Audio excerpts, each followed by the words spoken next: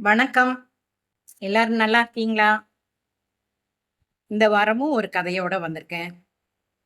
ஆ ஜோதிர்லதா கிரிஜா அம்மாவோட புக்குல இருந்து, மகளுக்காகங்கிற புக்குல இருந்து ஒரு கதை வாசிச்சேன். அது நெறைய பேருக்கு பிடிச்சிருந்ததுனால, இப்ப அவங்களோட புக்குல இருந்தே இன்னொரு கதை வாசிக்கிறேன். வாசிக்கிறதுக்கு முன்னால ஒரே ஒரு சின்ன விஷயம் சொல்லிக்கிறேன். அதாவது முகநூல்ல வந்து நாங்க எழுதுற பதிவையோ, ஆ இல்ல கமெண்ட்டையோ, நீங்க எங்களோட கனெக்ட் பண்ணி பார்க்காதீங்க. அது நெறைய பேர் அந்த ஒரு பழக்கம் இருக்கு. கவிதை எழுதுனோம்னா, உடனே அந்த கவிதைய நம்மளோட கனெக்ட் பண்ணி பார்க்குறாங்க. காதல் கவிதை எழுதுனோம்னா, இந்த வயசுல இவங்க யார நெனச்சு எழுதுறாங்க? ஐய்யய்யோ! இது வந்து நம்ம மெச்சூரிட்டிய தான் காட்டுது. அதனால அ ஒரு உணர்வு வரும். ஒரு உணர்வு வரும்போது ஒரு கவிதை எழுதுவோம். ஒருத்தர பத்தி பார்க்கும்போது, அவங்களுக்கு சம்மந்தப்பட்டத ஒரு விஷயத்த எழுதுவோம். எல்லாத்தையும் நம்மளோட கனெக்ட் பண்ணி பார்க்கணும்னு அவசியம் இல்ல. அதேபோல ஒரு கமெண்ட் போடும்போதும், அது நம்மளோட அனுபவமா எடுக்கணும்னு அவசியம் இல்ல. கமெண்ட் வந்து ஒரு நகைச்சுவையான பதிவு இருந்ததுன்னா, நகைச்சுவையான கமெண்ட் போடலாம். கொஞ்சம் நகைச்சுவை உணர்வ வளர்த்துக்கங்க.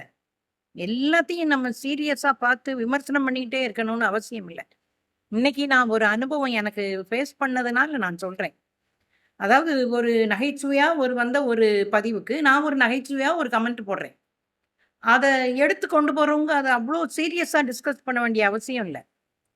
ஏன்னா, என் வீட்ல நான் எப்படி இருக்கேன்? என் கணவனுக்கும் எனக்கும் எப்படி இருக்கிற உறவு? இத நான் வெளிப்படையா சொல்ல வேண்டிய அவசியம் கிடையாது. நான் சொல்லவும் மாட்டேன். அதனால நான் சொல்ற ஒரு பதிவையோ, ஒரு கமெண்ட்டையோ எங்கள ந கம்பேர் பண்ணிக்கிட்டு நீங்க யோசிக்க வேண்டாம். நீங்க அத ஒரு பொதுவான விஷயமா பொதுவாவே யோசிங்க. நாங்க நல்லா இருக்கோம், சந்தோஷமா இருக்கோம். என்னைய பார்த்தாலே தெரியும். நான் நல்லா ஹேப்பியா இருக்கேன். அவரு வந்து சோசியல் மீடியா விரும்புறதில்ல. அதனால சோசியல் மீடியாவுக்கு வர்றதில்ல. ஸோ யாருமே எங்கள பத்தி ரொம்ப கவலைப்பட வேண்டாம். நான் ஜஸ்ட் இப்ப வரும் முன்னாடி ஒரு கமெண்ட்ட பார்த்துட்டு வந்ததுனால நான் சொல்றேன். நான் ஹேப்பியா இருக்கேன். நானும் ஹேப்பியா இருக்கேன். என் கணவனும் ஹேப்பியா தான் இருக்காங்க. ஆ இப்ப வந்து அ என் முழு நேரத்தையும் நான் அவருக்காக ஸ்பெண்ட் பண்ற மாரி இருக்கு. நான் வேலைக்கு போறப்ப வந்து நான் வேலையிலே ரொம்ப கவனமா இருந்தேன். அப்புறம் பிள்ளைகளோட காரியங்கள் இப்படிலாம் இருந்துட்டு, இப்ப பிள்ளைகள கரையேத்துன பிறகு, நான் என்னோட முழு கவனமும் வந்து என் கணவனுக்கு தான் நான் செலவழிக்கிற மாரி இருக்கு. அவங்க அதனால ஹேப்பியாகி என்ட்ட நல்லா இருக்கும்போது, என்னோட முகம் நல்லா இருக்கு. அதனால வந்து அ யாரும் எங்கள பத்தி ரொம்ப கவலைப்பட வேண்டாம். ஓகேயா? இது சும்மா ஒரு விஷயம். இப்ப ஜஸ்ட் வரும்போது அந்த கமெண்ட்ட பார்த்ததுனால சொல்றேன். We are happy. Both of us are happy. இப்ப இன்னைக்கு வந்து ஜோதிர்லதா கிரிஜாவோட ஒரு மகளுக்காகங்கிற சிறுகதை தொகுப்புல இருந்து பொட்டப்பிள்ள அப்படிங்கிற கதைய வாசிக்கிறேன். பொட்டப்பிள்ள. ஷைலஜா உற்சாகமாக படுக்கையை விட்டு எழுந்தாள். பிஎஸ்சி தேர்வு முடிவு அதற்கு முந்திய நாள் வந்திருந்தது. அவள் முதல் வகுப்பில் தேறியிருந்தாள். எதிர்பார்த்த முடிவுதான் என்றாலும் அது மெய்யான நிலையில் அவள் மனம் மகிழ்ச்சியில் திளைத்தது. படிப்பு முடிந்ததும் திருமணம் என்று அவள் அப்பாவும் அம்மாவும் சொல்லிக் கொண்டிருந்தார்கள். அவள் அம்மா அவள் 10ஆம் வகுப்பு முடித்ததுமே முறைப்பையன் ராஜாவுக்கு அவளை கட்டி கொடுத்து விட ஒற்றை காலில் நின்றாள். இதெல்லாம் கொஞ்சம் முன்னாடி காலத்துல உள்ள கதை. அந்த அந்த பீரியட்ல வந்து முறைப்பையனுக்கு கல்யாணம் பண்ணி குடுக்கறது தான் முதல் சாய்ஸா இருக்கும். அவள் படிக்க பிடிவாதம் பிடிக்க, அவள் அப்பாவும் அவளது விருப்பத்தை ஆதரிக்க, அம்மாவின் விருப்பத்திற்கு எதிராய் அவள் கல்லூரியில் சேர்ந்தாள். சேர்ந்ததில் ஒன்றும் குறைந்து போய்விடவில்லை. ஆண்டுகள் கிடுகிடுவென்று நகர்ந்து சென்று விட்டன. அவள் அத்தானுக்கும் இதற்கிடையில் ஒரு வேலை கிடைத்து விட்டிருந்தது. எனவே ஒத்தி போட்டதும் ஒரு நல்லதுக்குத்தான் என்று இப்போது நினைத்து அவள் சிரித்துக் கொண்டாள். அதுக்கு முன்னாடி ஒரு விஷயம். என்ட்ட ஏதாவது வித்தியாசம் தெரியுதா? அதத்தான் நான் முதல்ல சொல்லணும்னு நெனச்சிருந்தேன். மறந்து போயி, இந்த கமெண்ட் வந்த மூட் அவுட்ல நான் அந்த டாபிக்குக்கு போயிட்டேன். கண்ணாடி மாத்திருக்கேன். இதுக்கு முன்னாடி உள்ள கண்ணாடி வந்து அ 2க்கும் கம்பைன் பண்ணி போட்டோம். அந்த பீரியட்ல அத போட்டோம்னா, இந்த குறுக்க ஒரு கோடு தெரியும். லாங் ஷாட்டுக்கும், ஷார்ட் சைட்டுக்கும், லாங் சைட்டுக்கும் இடையில ஒரு குறுக்க கோடு தெரியும். அது நம்மளுக்கு ரொம்ப வயசான மாரி காட்டுமே! அப்படின்னு சொல்லிட்டு, நான் வந்து ஷார்ட் சைட்டுக்கு மட்டும் கண்ணாடி போட்டுக்கிட்டு, லாங் சைட் வந்து அதுக்கு மத்த மாரி அட்ஜஸ்ட் பண்ணி வாசிச்சுக்கிட்டு இருந்தேன். ஸோ, அ அந்த கண்ணாடி வந்து இப்ப கொஞ்சம் பழசான மத்தபடி ஹேண்ட்லிங்ல ஒரு பிரச்சனையும் இல்ல. பழசான மாரி இருக்கே! அப்படின்னு இத போடும்போது, இப்ப வந்து டெக்னாலஜி நல்லா வளர்ந்துட்டதுனால, இதுல நம்ம அந்த பைஃபோக்கல் வந்து தெரியாது. அதனால நீங்க அப்படியே போடுங்கம்மா அப்படின்னு சொன்னாங்க. ஸோ, எனக்கு வந்து கண்ணாடிய கழத்தாமலே எனக்கு வாசிக்க முடியும். கண்டுபிடிச்சீங்களா யாராவது? கதைக்கு போவோம். சின்ன வயசிலிருந்து அவர்களின் திருமணம் பெரியவர்களால் பேசப்பட்டு வந்திருப்பினும், சம்பிரதாயமாக தம் தமக்கையை அவர் போய் பார்த்து பேசிவிட்டு வரவேண்டும் என்று தேர்வு முடிந்த நாளிலிருந்தே அவள் அம்மா தன் கணவனை நச்சரித்து வந்தாள். அவள் அப்பாதான் பரீட்சை முடிவு வெளியாகட்டும் என்று சொல்லி வந்திருக்கிறார்.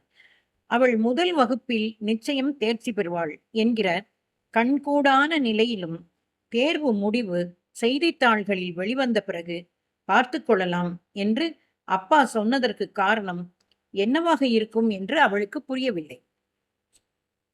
அவள் அம்மாவுக்கும் புரியவில்லை என்பதை அவள் ஆத்திரமாய் உதிர்த்த சொற்களிலிருந்து அவள் தெரிந்து கொள்ள நேர்ந்தது. 10-15 நாட்களுக்கு முன்னால் அவளுடைய திருமணம் பற்றி அவள் அம்மா பேச்செடுத்த நேரத்தில் அவள் அப்பா அவ்வாறு பதில் சொன்னபோது, ஏங்க இவ கல்யாணத்துக்கும் பரீட்சை ரிசல்ட் வர்றதுக்கும் என்னங்க சம்பந்தம்? அது பாட்டுக்கு கல்யாணம் ஆனதும் வந்துட போகுது என்றாள் அவள் அம்மா எரிச்சலாக. நம்ம ஷைலு ஃபர்ஸ்ட் கிளாஸ்ல தான் பாஸ் பண்ணும். அதுல சந்தேகமே இல்லை. இருந்தாலும் ரிசல்ட்டும் வந்துடட்டுமே. 15 நாள்ல என்ன குடிமூழ்கிற போகுது? அதுக்கும் இதுக்கும் சம்பந்தம் இல்லாட்டியும் போகுது, ரிசல்ட் வரட்டும். வந்ததும் நான் கிளம்பி போறேன் என்று அவர் அழுத்தமாக அறிவித்துவிட்டு தம் முகத்துக்கு எதிரே தினத்தந்தியை பிரித்து கொண்டு விட்டார். அதற்கு மேல் யாரும் பேசக்கூடாது என்பது அனுபவத்தில் புரிந்திருக்க அவள் அம்மா ஆத்திரத்துடன் அவரை விட்டு நீங்கினாள். இதெல்லாம் ஞாபகத்துக்கு வர ஷைலஜா சிரித்தபடி பல் விளக்க போனாள். ராஜாவை அவள் பார்த்து 2 ஆண்டுகளுக்கு மேல் ஆகிவிட்டிருந்தது.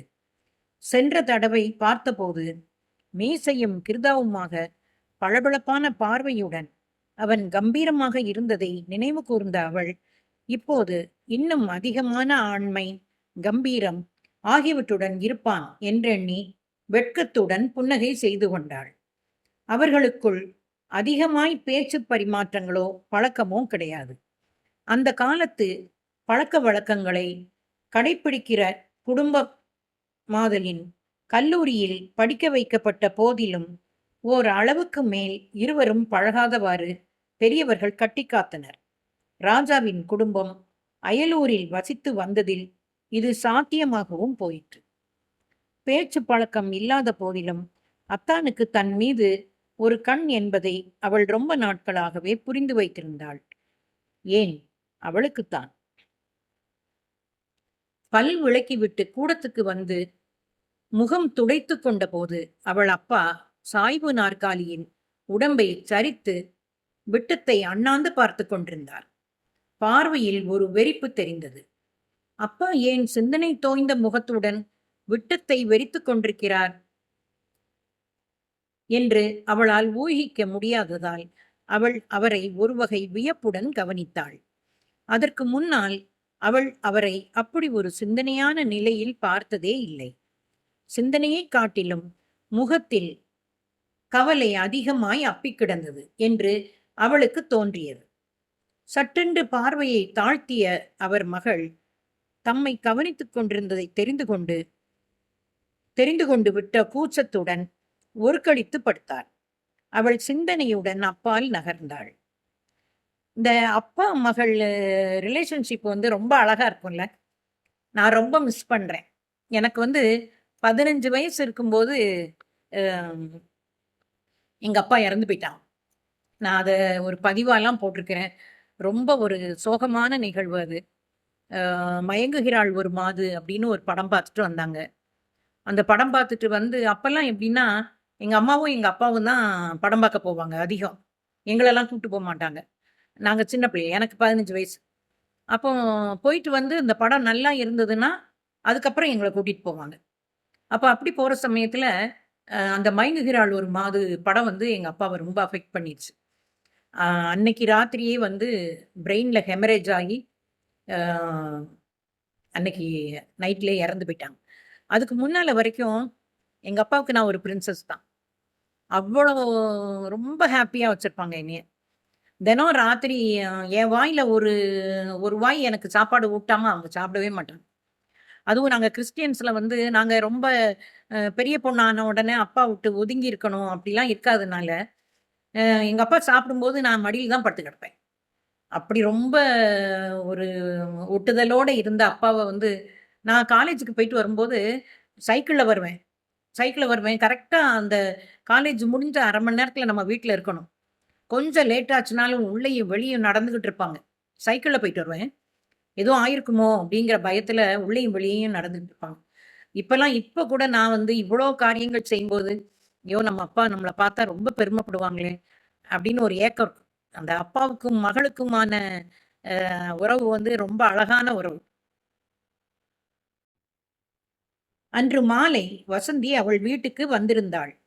அவளும் முதல் வகுப்பில் தேர்ச்சி பெற்றிருந்தாள். இருவரும் வழக்கம் போல் மொட்டை மாடிக்கு போய் மணிக்கணக்கில் பேசினார்கள். வசந்தியின் அப்பாவிடம் போதிய பண வசதி இல்லாததால் அவள் வேலைக்கு போவதாக இருந்தாளாம். 3, 4 ஆண்டுகளாவது வேலைக்கு போய் சம்பாதித்ததற்கு பிறகுதான் திருமணம் செய்து கொள்வதாக இருந்தாளாம். தன்னை பொறுத்தவரையில் தனக்காக காத்து கொண்டிருக்கும் மத்தானுக்கு உடனடியாக தன்னை மணமுடித்து விரட்டிவிட்டு விடுவார்கள் என்று கூறி ஷைலஜா பெரிதாக சிரித்தாள். வசந்தி விடைபெற்று போன பிறகு ஒரு சினிமா பாட்டை முனகியவாறு கூடத்துக்கு வந்த சைலஜா அன்று காலையில் பார்த்த அதே கோலத்தில் அப்பா படுத்திருந்தது கண்டு வியப்பும் திகைப்பும் அடைந்தாள். அப்பாவை ஏதோ கவலை அரிக்கிறது என்று ஊகித்தாள். எப்படி அது பற்றி கேட்பது என்று திகைத்தாள். அம்மாவிடம் சொல்லலாமா என்று ஒரு கணம் நினைத்தாள். சில கணங்கள் யோசித்த பிறகு தானே கேட்டால்தான் என்ன என்று எண்ணினாள். எண்ணியதை செயல்படுத்துவதற்கு அவள் வாய் திறந்த கணத்தில் வாசற்கதவு தட்டப்பட்டது. அவள் போய் பார்த்தாள். யாரோ ஒரு அந்நியர் நின்றிருந்தார். அப்பாவின் பெயரைச் சொல்லி விசாரித்தார். இதற்குள் அப்பாவே எழுந்து வந்து அவரை தம் அறைக்கு இட்டுச் சென்றார். அப்பாவின் கவலை பற்றிய பிறகு கேட்டுக்கொள்ளும் எண்ணத்துடன் சைலஜா நகர்ந்தாள். அடுக்களையை அவள் அடைந்தபோது அவள் அம்மா யாரது வந்திருக்கிறது என்று கேட்டாள். தெரியலம்மா, யாரோ புது ஆளா இருக்கு என்று அவள் பதில் சொன்னாள். அப்படின்னா புரோக்கரா இருக்கும்னு நினைக்கிறேன். புரோக்கரா? எதுக்கு வந்திருக்கிறாரு? அப்பா வீட்டை வித்துட போறாரா? அப்பா வீட்டை வித்துட போறாரு. எதுக்கு? எதுக்கா? நல்ல கேள்வி கேட்டப்போ. உன் கல்யாணத்துக்காகத்தான். வீட்டை வித்துட்டா அப்புறம் எங்க இருப்பீங்க 2 பேரும்? இதே வீட்ல வாடகை எடுத்துக்கிட்டு இருக்க சம்மதிக்கிற ஆளுக்குத்தான் வீட்டை விற்க முடியும்னு உங்க அப்பா கண்டிப்பா சொல்லி வச்சிருக்கார். புரோக்கர் கிட்ட. ஏன்னா பழகின சொந்த வீட்டை விட்டு வேற வீட்டுக்கு குடி போறதுக்கு உங்க அப்பா விரும்பல. இதுல ஒண்ணு திடீர்னு எனக்கு ஞாபகம் வருது. முந்திலாம் எந்நேரமும் நாங்க பாடிக்கிட்டே இருப்போம். இந்த கதையில வந்து சைலஜா பாடிக்கிட்டே போன மாதிரி ஒரு வரி வருது. எனக்கு ஞாபகம் வருது. நாங்க வந்து அ ச சிலோன் சிலோன் டிவி தான். கே.எஸ். ராஜாலாம் அப்படி பைத்தியம். அவரு அத ஒரு ஸ்டைலா சொல்லுவாரு. கே.எஸ். ராஜாவும் ஸ்டைலா சொல்லுவாரு. அப்போ நாங்க உட்காந்து அந்த சினிமா பாட்ட கேட்கறது வந்து வரி வரியா நோட்ல எழுதி வைப்போம். எழுதி வச்சு திருப்பி திருப்பி படிச்சு அந்த காலத்து பாட்டு எல்லாமே மனப்பாடமா இருக்கும். இப்ப கூட இப்ப உள்ள பாட்டுகள வந்து பார்த்து தான் படிக்க முடியுது. அந்த காலத்து பாட்டுகள இப்ப கூட எங்களால மனப்பாடமா படிக்க முடியுது. அப்படி இருந்தது அந்த காலம். ஆனா இப்ப உள்ள பிள்ளைகள் வந்து பாட்ட முணுமுணுக்குறாங்களா? எனக்கு தெரியல. முணுமுணுக்குறாங்களா? பாடுறாங்களா? அந்த பாட்ட பாடி அனுபவிக்கிறாங்களா? தெரியல. திடீர்னு இந்த நேரத்துல அது ஞாபகம் வருது. இடையிடையில நான் பேசணும்ல உங்கள்ட்ட. வீடு எவ்வளவு ரூபாய்க்கு போகுமாம்? 80,000க்கு போகும்ங்கிறாங்க. அநேகமா உன் கல்யாண செலவுக்கு எல்லாமே சரியா போயிடும்னு தோணுது. மிஞ்சி மிஞ்சி போனா ஒரு 10,000 கையில தங்கலாம். அதுவும் நாளைக்கு உன்னோட பிரசவம், பண்டிகை, அது இதுன்னு சரியாத்தான் இருக்கும் என்று அம்மா தற்செயலாய் திரும்பியவள் மகளின் முகத்தில் தேங்கி நின்ற விந்தையான உணர்ச்சியை கவனித்து சட்டென்று சிரித்துக்கொண்டு, பின்ன கல்யாணம்னா சும்மாவா? வீட்டுக்கு வீடு அப்படித்தான். எங்க அப்பா கூட வீட்டை வித்துத்தான் என்னோட கல்யாணத்தை முடிச்சாரு. என்ன செய்யறது? பொட்ட பிள்ளைங்கள பெத்தா வயித்துல ஈரத்துணிய போட்டுக்க வேண்டியதுதான். பையனா பிறந்திருந்தியானா கவலை இல்லை. சொந்தக்காரங்க தான்னாலும் நாளைக்கு கொடுக்க வேண்டியதை கொடுக்காம ஏமாத்திட்டாங்கன்னு ஒரு பேரு வரக்கூடாதுல்ல. பொட்ட பிள்ளைங்களை பெத்தா வயித்துல ஈரத்துணிய போட்டுக்க வேண்டியதுதான். அம்மாவின் சொற்கள் சைலஜாவின் நெஞ்சுக்குள் கூரிய ஊசிகளாய் இறங்கி அங்கே உதிர கசிவை ஏற்படுத்தின. சைலஜா அவசரமாய் அப்பாவின் அறையை நோக்கி நடந்தாள். அப்பா, ஒரு நிமிஷம் வரீங்களா? இதோ வந்துட்டேங்க என்று அந்த மனிதரிடம் சொல்லிக்கொண்டு அப்பா வெளியே வந்து, என்னம்மா சைலு என்றார். வீட்டையெல்லாம் விற்காதீங்கப்பா. சுத்த பைத்தியக்காரத்தனம். இந்த காலத்துல மனை வாங்குறதோ வீட்டை கட்டுறதோ நம்மால நினைச்சு கூட பார்க்க முடியாத விஷயம். தவிர வேலையிலிருந்து ரிட்டையர் ஆகிற ஆயிட்டீங்க. அப்புறம் வாடகை எப்படி கொடுப்பீங்க? சொன்னா கேளுங்கப்பா. இந்த பொம்பளை பிள்ளைகளுக்கு தான் அப்பா அம்மாட்ட இவ்வளோ பாசம் இருக்கும், இவ்வளோ அக்கறை இருக்கும். பையனை பெற்றவங்க சண்டைக்கு வராதிங்க. அது ஒருவேளை பையனை பெற்றவங்க சண்டைக்கு வர மாட்டாங்க, பையங்க சண்டைக்கு வருவாங்க. நாங்க நல்லா தான் கவனிக்கிறோம் அப்படின்னு. அது எப்படிம்மா? உங்க அத்தான் காத்துக்கிட்டு இருக்கிறதே. அத்தை வேற ஆவலா நாம வந்து சம்பிரதாயமா கேட்போம்னு காத்துக்கிட்டு கிடக்கும். சம்பிரதாயம் என்னப்பா பெரிய சம்பிரதாயம்? வேணும்னா அத்தையே வந்து கேட்கட்டும். மகளின் குரலில் தெரித்த அழுத்தமும் கண்டிப்பும் அவருக்கு முற்றும் புதியவை. தம் செவிகளை நம்பாத திகைப்புடன் அவர் மகளை பார்த்தபடி கணம் போல நின்ற பிறகு, அதெல்லாம் நடக்காத விஷயம்மா, நீ இதுல தலையிடாத. உங்க அம்மாவுக்கு நீ இப்படி சொன்னது தெரிஞ்சா நான் கொடுக்கிற இடம் நீ என்ன கோபிக்கும். நீ போமா, போய் உன் வேலையை பாரு என்றார். என் வேலையைத்தான்ப்பா இப்ப நான் பாக்குறேன். பெத்த தாய் தகப்பனுக்கு தன்னால துன்பம் வராம நடந்துக்கிறது தான் பிள்ளைங்க கடமை. அப்பா, அத்தைக்கு நான் மருமகளா வர்றதுல அம்புட்டு ஆத்திரமும் ஆசையும்னா அவங்களே வந்து கேட்கட்டும். ஒரு கோயில்ல சிம்பிளா தாலி கட்டுற கல்யாணமாத்தான் என்னோட கல்யாணம் இருக்க முடியும். வீட்டை வித்து பண்ற கல்யாணமா அது ஒரு நாளும் இருக்காது. தெரிஞ்சுக்கங்க. பொட்ட பிள்ளைங்களை பெத்தா வயித்துல ஈரத்துணிய போட்டுக்கணுங்கிற விதிய என்னை மாதிரி படிச்ச பொண்ணுங்க கூட மாத்தலைன்னா அப்புறம் நாங்க படிக்கிற படிப்புக்கு அர்த்தமே இல்லைன்னு தான் அர்த்தம். அந்த புரோக்கரை உடனே அனுப்புங்க. இல்லாட்டி நானே உங்க ரூமுக்குள்ள நுழைஞ்சு அவரோட பேசி அவரை வெளியே அனுப்புவேன். என்னம்மா இது வம்பு பண்ணிக்கிட்டு என்று கடிந்தாலும் அப்பாவின் முகத்தில் ஒரு நிம்மதி ஏற்பட்டது. சைலஜாவின் கவனத்துக்கு தப்பவில்லை. இப்ப நீங்க தான்ப்பா வம்பு பண்றீங்க, நான் இல்ல. அவரை உடனே அனுப்பிடுங்க. மறைத்து கொள்ள முடியாத மகிழ்ச்சியுடன் அப்பா தம் அறைக்குள் புகுந்ததை தானும் மகிழ்ச்சியுடன் பார்த்தபடி சைலஜா நின்றாள். கதை முடியுது. பொட்டப்புள்ள கதை முடியுது. இந்த கதை எழுதின காலத்துல வந்து இப்படிப்பட்ட பெண்கள் குறைவா இருந்திருப்பாங்க. அதாவது அப்பா அம்மா மேல அக்கறைப்பட்டு நம்ம வந்து நமக்காக அவங்க வயிற்றுல ஈரத்துணியை கட்டுறது அப்படிங்கிறது வந்து தப்பு அப்படின்னு நினைக்கிறவங்க அந்த காலத்துல குறைவாக தான் இருந்திருப்பாங்க. இப்போ பிள்ளைகள் நிறைய பேர் படித்து வேலைக்கு போகிறாங்க. கல்யாணம் ஆனால் கூட உங்கள் அப்பா அம்மா கூட இருக்காங்க அப்படின்னா, அதே போல் நான் என்னோட சம்பாத்தியத்திலேருந்து எங்கள் அப்பா அம்மாவுக்கு உதவணும் அப்படின்னு தன்னோட உரிமையை கேட்குற பிள்ளைகள் இப்போ நிறையா இருக்காங்க. இது இவங்க வந்து அப்போ உள்ள கதையினால கொஞ்சம் மாறுபட்டிருக்கு. ஆனாலும் நமக்கு வாசிக்கிறதுக்கு நல்ல ஒரு கதைங்கிறனால வாசிச்சோம். ஓகே. எல்லாரும் சந்தோஷமா இருங்க. எப்பவும் சீரியஸாவே இருக்காதீங்க. நல்லா ஹாப்பியா இருங்க. நகைச்சுவையை வளர்த்துக்கங்க. ஓகேயா? இன்னொரு கதையில பார்ப்போமா? பபாய்.